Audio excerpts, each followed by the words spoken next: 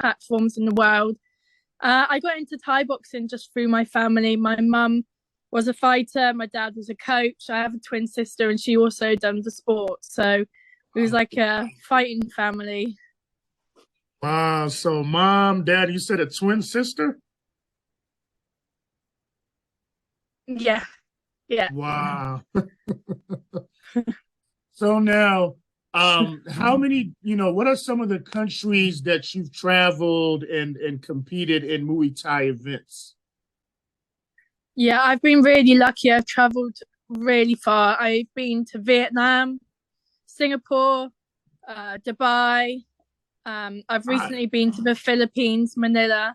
That was amazing. Holland. Yeah, some really amazing places. which one of those countries like really stand out in your memory as far as a place where you definitely want to visit or pretty much come around again? I feel I'm always going to Thailand.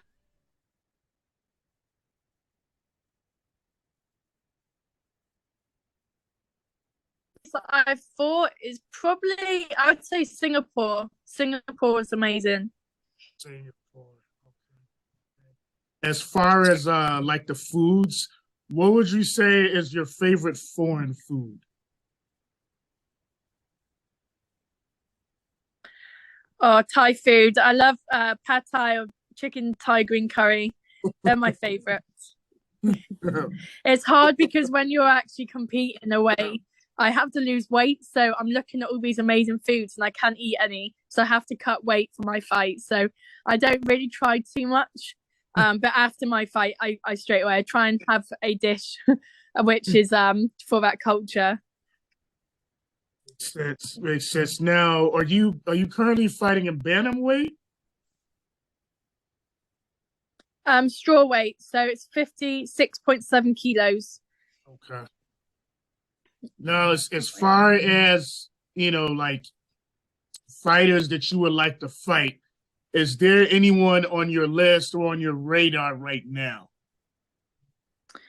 Yes, so I've recently fought a girl called Jackie Bunting, and it was kind of we're 1-1 now. I had a rematch with her and I've just lost, but it was so close and she didn't make the right weight. So I feel like it's only fair we have a trilogy match now. So that would be my number one person to fight next. She's called Jackie Bunting. She's from America. She's an amazing fighter, but yeah, that's the person I would like to go for next. Awesome. And interestingly, you're probably more well known here in the United States than she is. Yeah. Now, um, how would you describe like social media for, the importance of social media for professional fighters in building their brand?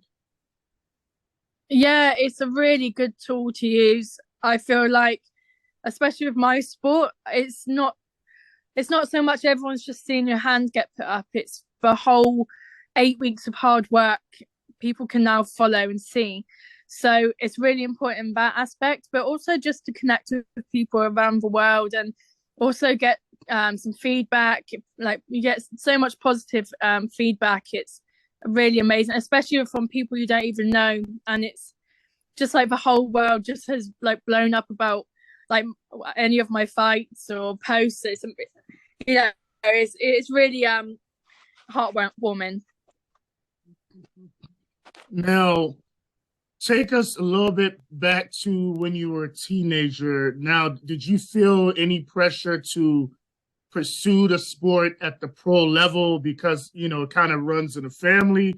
Or did you kind of have other aspirations for something else? Yeah, a teen when you hit your teen years, it's always a bit hit and miss. If you're gonna stop doing a hobby and just be like everyone else. And I took a couple of years out, and I actually wanted to be a tattoo artist. So I went to college. I went to Thailand also, and I learned how to do the bamboo tattooing, and I was really interested in it. And then I always just come back to Thai boxing. I think I got back into it because I put on a bit of weight and I thought, oh, it's easy. I'll just go to my dad's gym, lose weight. I know what I'm doing. And it just stuck again. So I just thought, right, this is it now. This is what I want to do. This is what all my time's been put into, and I'm just going to make it my career. That's, thank you for sharing that. I know with some of our guests, obviously they talk about the sacrifice involved, whether someone's competing at the collegiate level, secondary school, or at the pro level. Now, kind of take us through what your diet looks like when you're preparing for a fight. What are you having for breakfast, lunch, and dinner? Mm-hmm. So I've just started with a new nutritionist. He's called Condition Nutrition, Pete. He's really amazing. So for breakfast, I would be having a yogurt, and that would get me through my first session of training with the protein and sugars. Then for lunch, normally a small amount of rice, some chicken, and some veg. And in the evening, I was having like either fish or chicken, but like a smaller amount of carbs. But it's really strict, and there's a routine to it. So each week there'll be less and less carbs. And towards fight week, I was just having like a 3 egg omelette in the morning and like a tin of tuna in the evening. It was quite strict, but I made it quite easy. And I feel like because he had those weeks leading up of for knowledge behind the diet, I wasn't needing that much on the last week of my fight. It was really clever how he sorted it all out. Just about 7 kilos for my last fight, so yeah, it worked well. It's definitely it's not as easy as it seems when when fans see like the finished product, they see all these fighters, their six pack is showing, the lean muscle, but obviously there's a lot involved in that. It's a lot of hard work, and I think the diet is the worst because I love my food. Makes sense. Amber, what advice would you have for someone that wants to get involved in Muay Thai as far as on a competitive level? Yeah, just to make sure that you're going to fully dedicate yourself. It's a combat sport and you can get hurt. So if you're not going to put everything into it, just don't do it. I mean, it takes so much dedication, and I feel like you need the heart to do it. And if you don't have that, you won't succeed. So if you're really into it, just what have you got to lose? Give it 110%. Appreciate the words of wisdom. As far as self-care, doing other activities and hobbies, outside of your craft, what are some of the things that you enjoy doing? Are you more of a movie watcher, book reader? Are you into music, poetry? Yeah, I love sitting down watching Netflix. When I'm away from the gym, I just try and switch off completely, because also I run the gym that I train at, Touch Gloves Gym in Cornwall, with my dad. So it's very full on. It's like the business side as well. So Netflix on, nothing to do with Thai boxing, nothing to do with Muay Thai. I also recently got into doing the aerial hoops, like acrobats, which I really thought benefited my Thai boxing, but it was away from it as well. So I really enjoyed doing that. I think it's important to have an extra hobby to take your mind completely off of your sport, because otherwise you're just going to be zapped all the time and you're going to lose interest. Yeah, definitely going to get burned out when you overdo it. That's true. Definitely.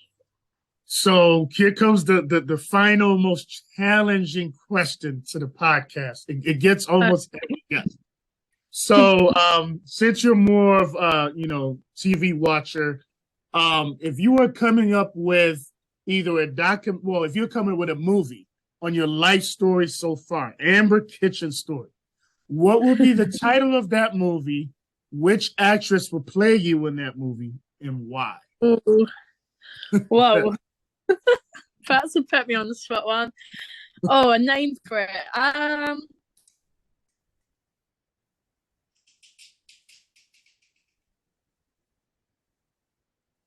Put you on the spot. God, Muay Thai Mayhem or something, because it's Thai Mayhem, and I'd have Angelina Jolie. I think that because she's always in the Uh-huh. action Uh-huh. movies, and